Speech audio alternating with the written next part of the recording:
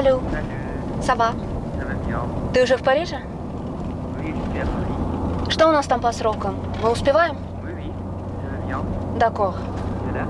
Да, я уже в Дагестане, но до Кубачи ехать еще часа 3-4.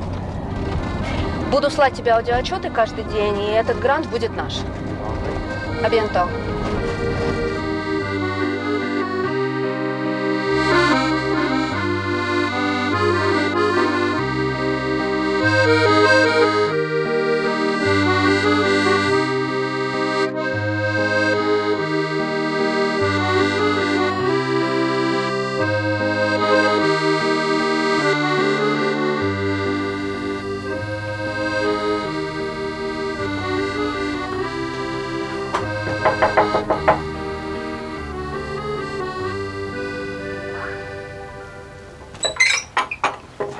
Здравствуйте. Здравствуйте, вы Кирилл?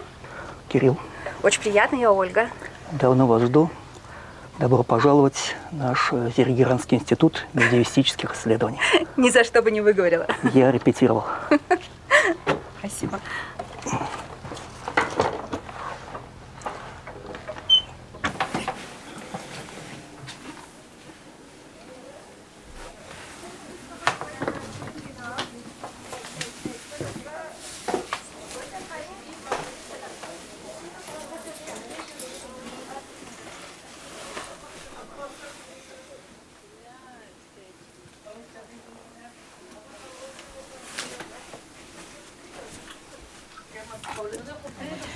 Добрый вечер! Добрый вечер.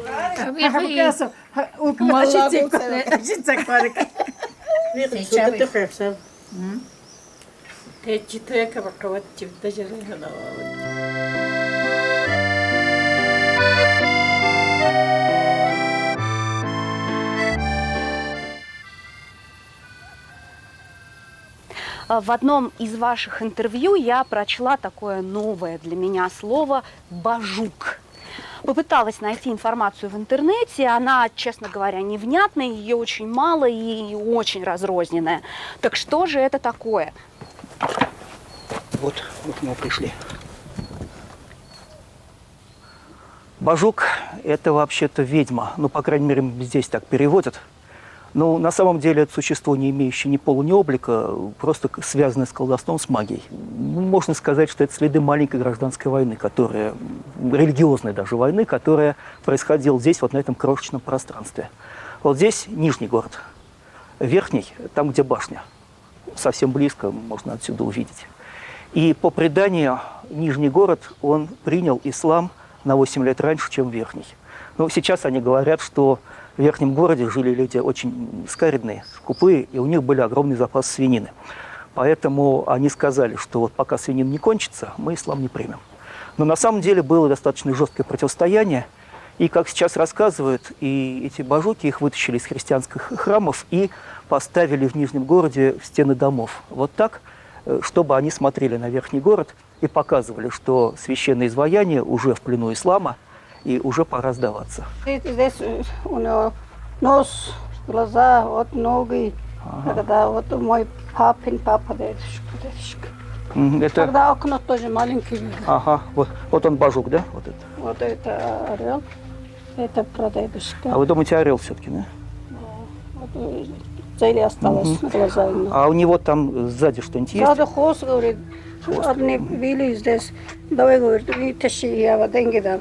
А папа не разрешил, поэтому метр длину хвост, говорит, на этом стенке. Вы его в детстве не боялись? Нет. Нет, привыкли? Привыкли. За дождь, град почти портили, лицо не осталось. А раньше больше было морда, да? Побольше было, это сверху, как поломало. Вот смотришь в нос, да. как вот орел летающий на стороне. Есть еще бажук, удивительно похожий на этот. Мы его измеряли, он практически идентичен, но здесь, скорее всего, грифон, а там, скорее всего, лев. У обоих сколоты морды, головы. Вот. Они, скорее всего, стояли по обе стороны какой-то двери, видимо, входа в храм, потому что действительно они одного размера, и если накладывать их очертания, то они практически совпадают. Прадеда наверху стоит дом. Ага. А это уже отца моего, отца матери. А ведь видно моих. И никто никогда не говорил, откуда бажук взялся. Нет, а мне вопросы тоже не задавали об этом. О как. Нет, вопросы не задавали. Неужели не интересно было? Не знаю, как-то... Даже я не спрашивала. А вблизи это прекрасно сохранившаяся голова льва. И я думаю, даже львицы, и у нее нет гривы. Здесь что-то отколото сверху фрагменты, но скорее это были уши. А глаза прекрасно сохранившиеся, вот этот продолговатый нос и ноги переплетены такой же цепочкой. Может быть, здесь это уже веревка, не знаю. Но совершенно потрясающий вблизи. Даже жаль, что здесь вот яблоня, и никто толком ее не видит, кроме хозяев. А знаете, есть такой термин здесь вахпола. Вахпола, знаете, такой термин есть? Это место, на котором нельзя строить дома. Да? Не слышали? Не слышали? Нет. Да? Ну вот, значит, даже никто не знает, что этот бажук может что? сделать вахпола. Ну, раньше их очень боялись. А это вахпола, что ли? А вам кто-нибудь говорил, что бажук это опасно? Опасно его в доме держать? Были разговоры? Дома? Нет. Нет, нет. То есть все спокойно, просто торчит и торчит, да? У нас все здесь посадили, засватали, все новый поселок ушли, все ушли, но только я невезучая. Я пошла замуж за 1 месяц, вернулась, и так никто, ничего. Так Ты, осталось. только месяц замужем? Да, не такой ночь. Ну, ясно. Вернулась. Невезучая была. Вот этот дом, который принадлежал Гаджи Яхьяеву, здесь последние в Кубачи барельефы, на которых изображены пешие воины. По крайней мере, больше я не знаю. Это знаменитые барельефы, они есть в каталогах на французском, на английском, на немецком я встречал. Мне кажется, что это отражение тех войн начала XIV века, которые я, собственно, здесь и исследую, в которых принимали участие паранги. А вы слышали такое слово паранги? Да, я слышала, когда нас обзывают другие национальности, нас обзывают парангами. Паранги говорят прямо. Это ругательное. Это как ругают вот нас. Когда что-то они злятся или что-то, нас обзывают паранги. Нас говорят. Они обзывают нас. А что значит? Вот, почему ругают? Ну, Что- как-то знаешь, как французы, что ли, нас. Как не именно. местные, что Как-то знаешь. как Чужие, как чужие, как будто мы, но не даргинцы, мы как будто, а другой национальности, как будто обзывают нас их парангами. Это слово хорошо известно. Вот, собственно говоря, кубачинцы, они уверены, что они именно французы. Вот, потому что в XIX веке паранг в Дагестане это означало француз. Вот, и вот эти слабые проблески, шепоты о том, что паранги здесь были, они все так или иначе указывают в сторону Франции.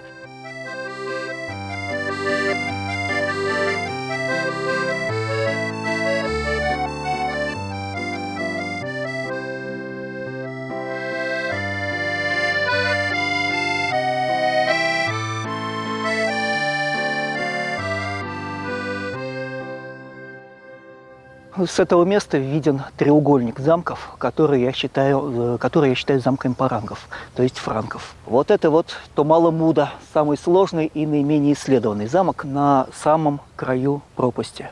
Вон там, за поворотом, Душман-Кала, мы ее нашли первой в августе прошлого года. И вон там самый огромный замок, это Букне-Жиля, старый город. Везде, во всех 3 этих местах одно и то же сочетание. Круглая башня и рядом квадратный форт, квадратное укрепление. Эти замки составляют единую систему, единый треугольник. Томала-Муда, Букне-Жиля и Душман-Кала. Салю. Сегодня был невероятный день. Мы поднимались на вершину горы, и я тоже. Несколько тысяч шагов, десяток километров. Но не зря на вершине горы действительно круглая башня, достаточно хорошо сохранившаяся. Возле нее квадратный форт. И, по мнению Кирилла, это не типичная для Кавказа постройка. Круглые башни типичны скорее европейцам. В Европе таких много. Букне-Жиля, так называют местное это место, что переводится «старое жилье». Недоступность, труднопроходимость позволила сохранить это место достаточно хорошо. Дикционер универсаль географик, универсальный географический словарь, французская энциклопедия, по-моему, 8-й том, 1830 год. Там есть статья Кубиши, об ауле Кубачи. Вот, и там изложена следующая версия. Шахиншах Ирана отправил посольство, там сказано, один из монархов франков, то есть к одному из монархов франков, и попросил прислать воинов, оружейников, крестьян и священников для воссоздания франкских владений в Сирии. Это было после разгрома крестоносцев. То есть Шахиншах, он сражался с Египтом и ради этого хотел снова призвать крестоносцев, чтобы создать такой буфер. Когда эти франки прибыли, то Шахиншах был уже занят войной с Индией, и все войска из Сирии он вывел. После чего франки поехали туда, куда вынуждены были, куда их перебросил Шахиншах, то есть город Дербент. Их было, кстати, 40 человек по всем абсолютно источникам, 40 семейств точнее. Фаранги были изгнаны из Дербента, потому что они нуждались в женщинах, и женщинам очень нравились. Вот. То есть убегали к ним от мужей, вот они, или похищали они каких-то девушек, там очень был сбивчивый рассказ. Вот. И, в общем, они из Дербента вынуждены были бежать ночью, и за ними заперли ворота. Это такой символ, что больше они вернуться не могут. И дальше по разным источникам, вот я нашел 6 записей этого предания, они в течение года странствовали по Дагестану, там были в Маджалисе, потом ушли на север, в район современного Буйнакска. То есть они не могли нигде пристроиться. Вот это 40 оружейников поселились где-то в дербентскую сторону. Там не ужились, они ужились где-то в Маджалисе. Там тоже не ужились, вот Каракареш они вроде переехали. С Каракареша вот сюда они вот 40 оружейников остались здесь. Так и не уехали, женились на даргинок. Вот эту историю я хорошо читала. Кубачи был большим городом. Он стоял на всех 3 горах. И там были скоплены большие богатства, потому что Зеригеран, он, кроме того, что был государство, это был еще громадный, возможно, крупнейший в свое время на Исламском Востоке оружейный завод.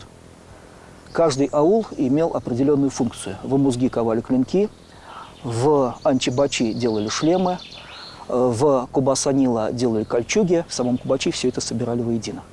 Вот, то есть это была громадная индустрия по производству вооружений.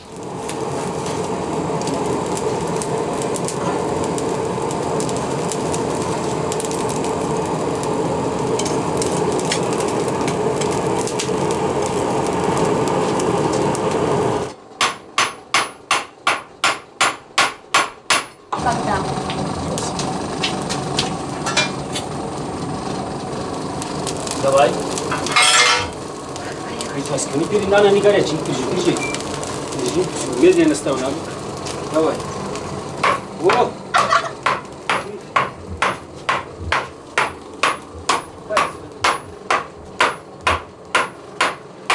Я все испортила. Сейчас вытащи сейчас. Чтобы хватит.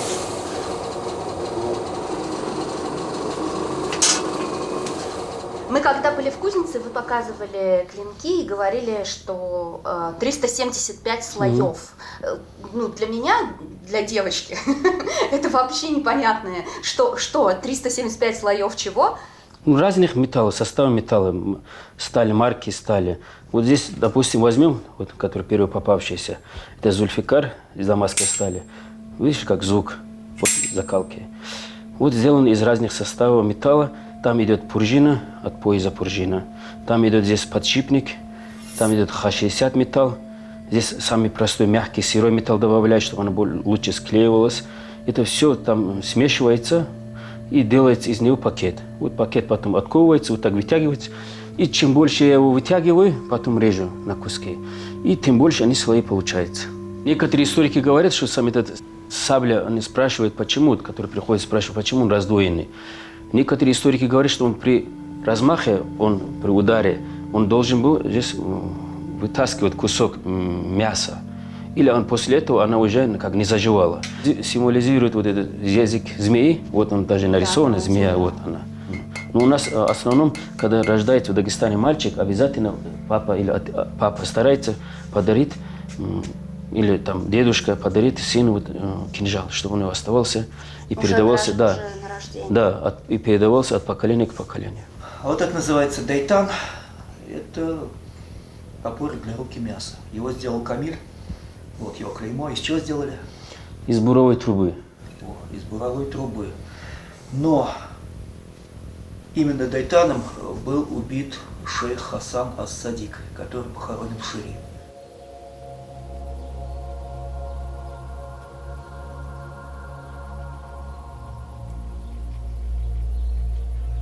Это Аул-Шире, это зиарат или мавзолей.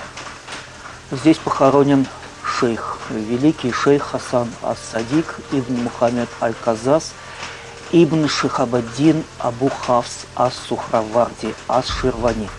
Вы репетировали? 3 года. Вот здесь, вот за этой дверью, вот здесь замок, и совершенно неизвестно, у кого ключ. Там за дверью саркофаг. Там коротенькая совсем надпись о событии, которое здесь произошло. Шейх Хасан ас-Садик ас-Ширвани ас-Сухраварди был убит в месяце Рави аль-Авваль 706 года хиджра, то есть между 10 сентября и 9 октября 1306 года. Шейх Хасан ас-Садик, ас-Садик значит правдивый, даже такой правдивейший. Он захватил Шире, вот где мы сейчас находимся. В общем, это было довольно сложно. Шире тогда был южной границей Дергерана. И здесь он окопался. Примерно год или два здесь было государство Тариката, то есть орденское государство Сухраварди. С Кубачи, видимо, он заключил временный зыбкий мир. И в качестве залога этого мира он взял из Кубачи девушку из рода Куцул или Куцулов. И год он здесь держался, но, конечно, ему было мало вот этого Аул-Шире. Он собирался идти на Кубачи, чтобы захватить весь Дергеран. Он двинулся на Кубачи, там тоже произошла битва у стен Нижнего города. И там в этой битве погиб сподвижник шейх Хасана, шейх Али. Он до сих пор там похоронен. Видимо, штурм был отбит. Шейх Хасан отошел к Шире. Потом 1306 год. Он снова пошел на Амузги. Вот состоялась битва при Амузги, вот как раз тот месяц, который я сказал, между 10 сентября и 9 октября 1306 года. Там шейх погиб. Мы спускались в Шири, я так понимаю, это вот там, да? И там мавзолей, в котором похоронена, ну, насколько я слышала, голова шейха. А здесь что похоронено? Ну, здесь, говорят, похоронено тело. Тем не менее, существуют разные варианты. Кто-то говорит, что здесь голова, там тело.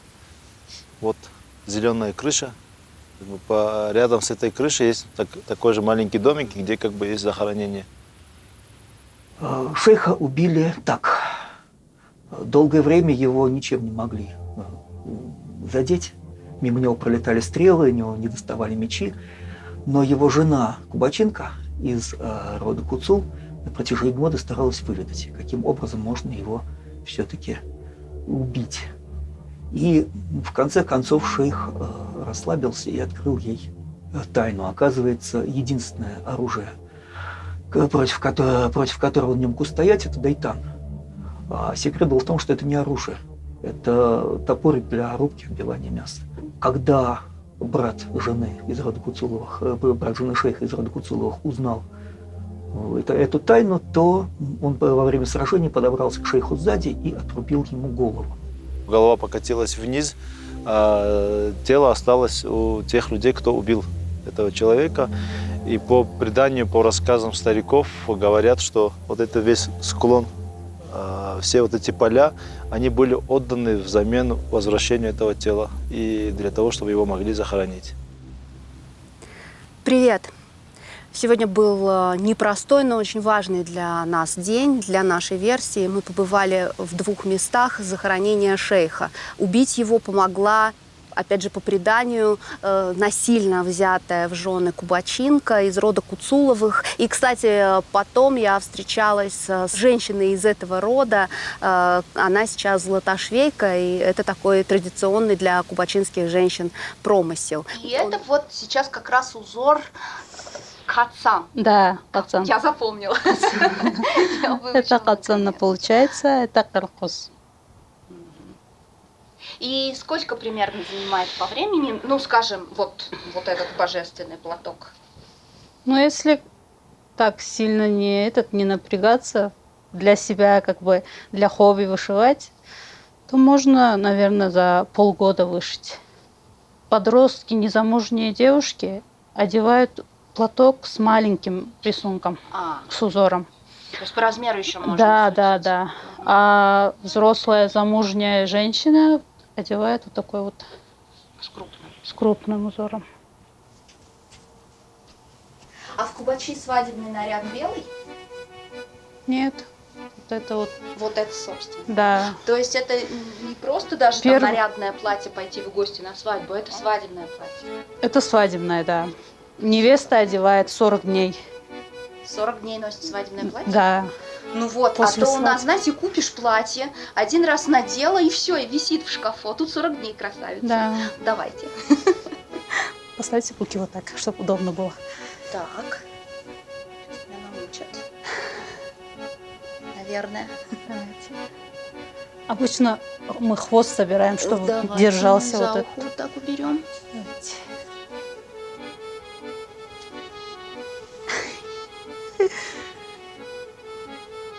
Приехала высокая русская женщина. Ничего. И на русских, и на высоких рассчитано. И...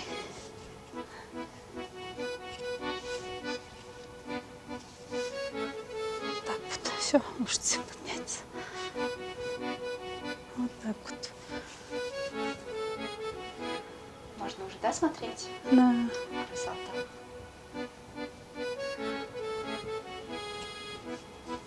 Чувствую себя дагестанской женщиной. Вам очень идет, кстати. Спасибо.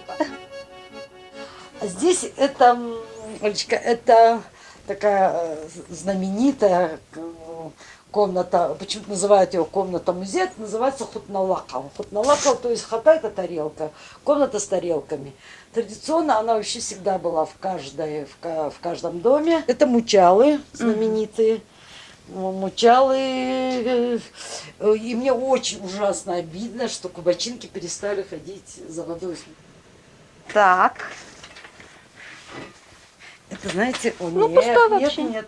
Знаете, здесь в чем фишка? Вот она вот сюда, вот сюда должна Сюда упираться? сесть, и рука вот сюда, вот так. А зачем? И она- полная, всё. представляете, чтобы она Поняла, держалась, поняла, да. полная. Опустите кольцо, не бойтесь, пускайте. Вот она должна А, так все, рука держаться. держит. Все, поняла, да. Рука держит, все. Еще Да, такая и история. пошла. Да. Давайте я поставлю, Да, как положено. Так. А вообще есть такая легенда, миф, самая знаменитая про кубачи, что, видите, кубачи никогда не воевали, и никто не мог, в общем, покорить, может быть, Победить. как-то победить, и даже подойти в окрестности. Есть такая история, не знаю, насколько это, что Надыршах, по-моему, да, Надыршах, если я не ошибаюсь, когда надвигался сюда, кубачинцы свои все крепости выставили мучалы. Ну вот как бы вот так. Вот так, да. И они подумали, что здесь И это похоже пушки на- настоящие. И, в общем, и это в тумане, вот, наверное, было как... В общем, вот. И Теперь- купились на это. Да, купились, короче, решили. Но я думаю, что как эти вот они смотрели, так еще туман, это, наверное, в общем-то было очень угрожающе. Ты когда был вот это, вот сюда заглядывал, Кирилл? Да. Да, вот это один Так из ходов. страшно. Я сама это недавно увидела. Ну давайте посмотрим, что Я не страшно. знала, что это там есть. А что это? Вот, это ход, но вот куда, этого не знает никто, и, по-моему, ваш дед даже не знал, да, вы говорили?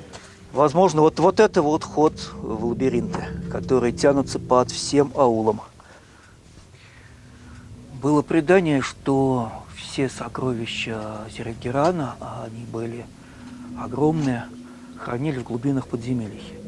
И ход к этим подземельям знал только Кади. Кади – это нечто вроде президента. Выборная должность, он исполнял обязанности одновременно судьи, главы правительства и командующего во время войны. И эту тайну каждый Кади передавал своему преемнику. И однажды, кажется, в начале 19 века Кади шел в мечеть, упал и умер. После этого преемственность прервалась, и никто не знает тайны этих лабиринтов, никто не может пройти к этим сокровищам.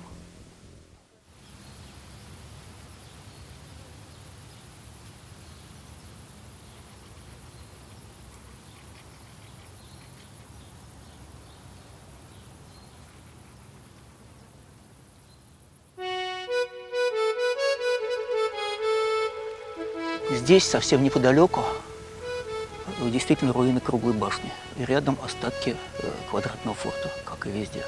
Местные эту башню называют Душман-Кала. Душман – это известное слово, арабское, враг, противник. Но у него есть еще одно значение, кстати, очень современное – партизан, диверсант.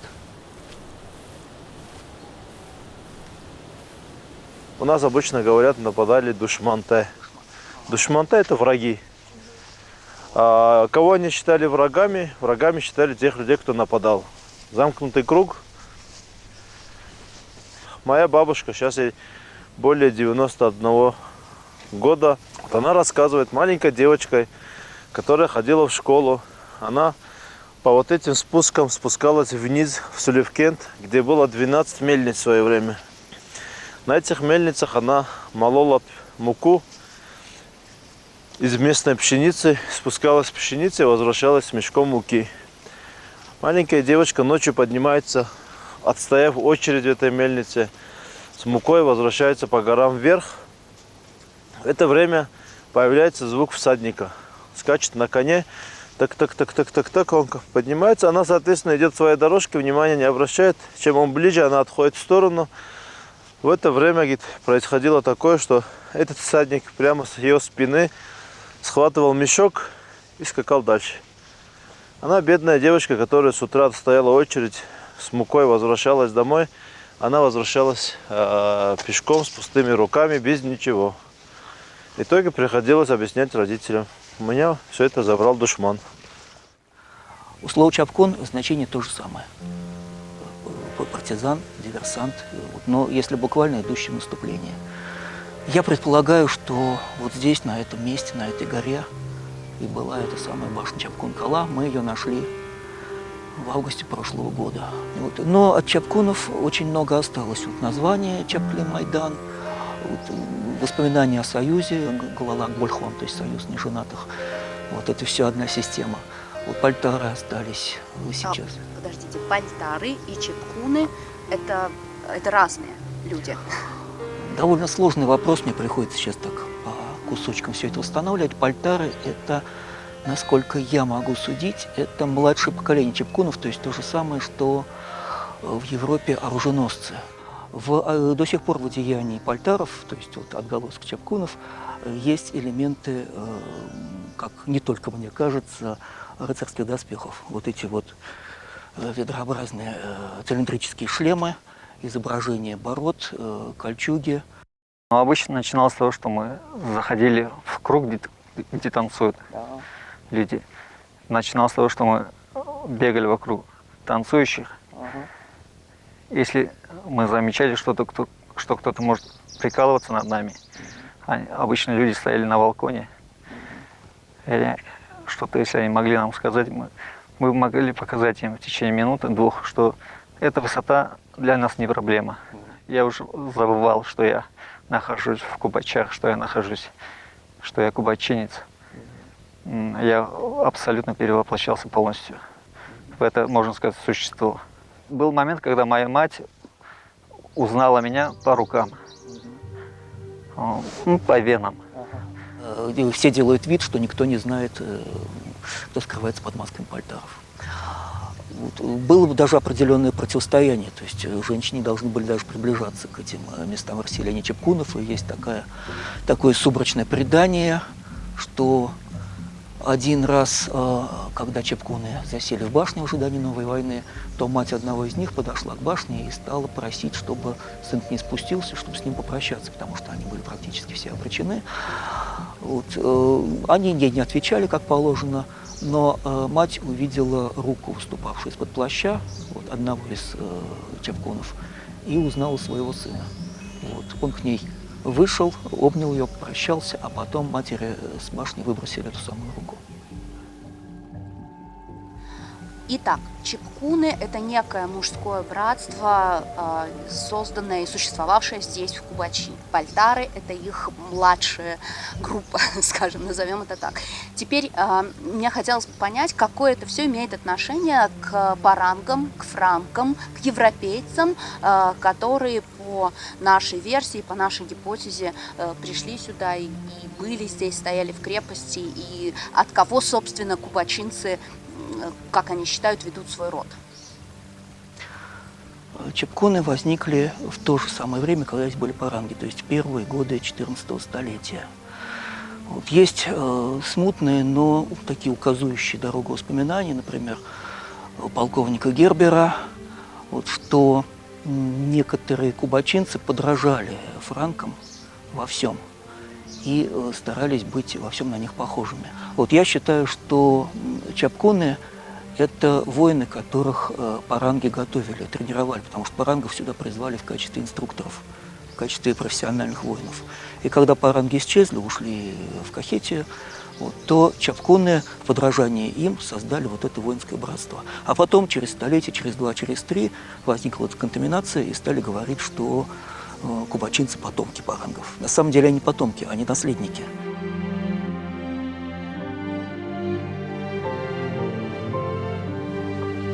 Извините. Салют. Salut Olga, j'ai une bonne nouvelle. Notre projet a été accepté. Mais tu dois le venir présenter personnellement. D'accord. J'ai déjà acheté les billets. Ton vol est à 22h. J'ai compris. Ne sois pas en retard. J'ai compris. Je te vois en Paris. À bientôt.